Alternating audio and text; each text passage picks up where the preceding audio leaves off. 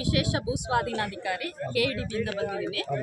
ಇದು ಈಗಾಗಲೇ ನಾವು 28(1) ಅಂದರೆ ಪ್ರಿಲಿಮಿನರಿ ನೋಟಿಫಿಕೇಶನ್ 13 ಹಳ್ಳಿಗಳಲ್ಲಿ ಈಗಾಗಲೇ ಮಾಡಿದ್ದೀವಿ. ಸುಮಾರು 2800 ಎಕರೆ.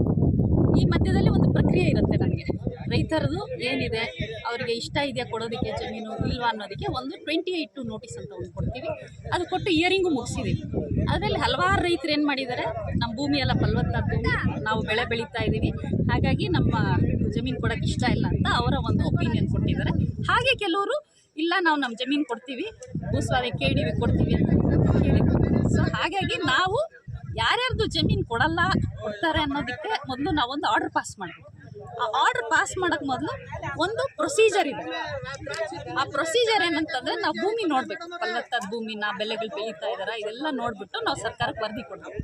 ಹಾಗಾಗಿ ಇವತ್ತಿನ ದಿನ ಈ ಸ್ಪಾಟ್ ಇನ್ಸ್ಪೆಕ್ಷನ್ 13 ಹಳ್ಳಿಗಳನ್ನು ಮಾಡ್ತಾ ಇದ್ದೀವಿ.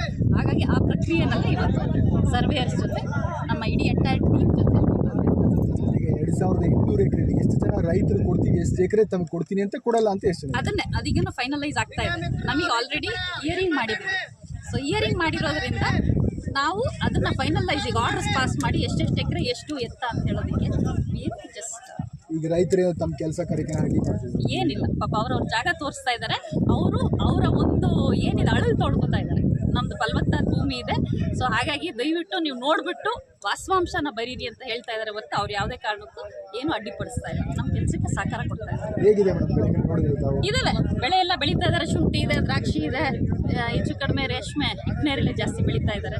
ಸೊ ಇವೆಲ್ಲ ಇದಾವೆ ಕ್ರಾಪ್ಸು. ಇದು ವಾಸ್ತವಾಂಶದ ವರದಿನ ನಾವು ಸರ್ಕಾರಕ್ಕೆ ಕೊಡ್ತೀವಿ. Thank you.